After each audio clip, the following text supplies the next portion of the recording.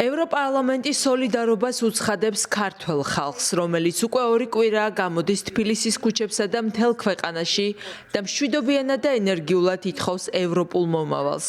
აფრიალებს ევროკავშირის დროშას, როცა წყლის ჭავლის პირისპირ აღმოჩნდება. მიუმართავ ქართველ ხალხს. ჩვენ თქვენ გხედავთ, გისმენთ და ვდგავართ თქვენთან ერთად. ევროპარლამენტი მტკიცედ გმობს ქართული ოპოზიციის წინააღმდეგ მიმართულ რეპრესიებსა და მშვიდობიანი მომიტინგეების წინააღმდეგ ძალის გამოყენებას.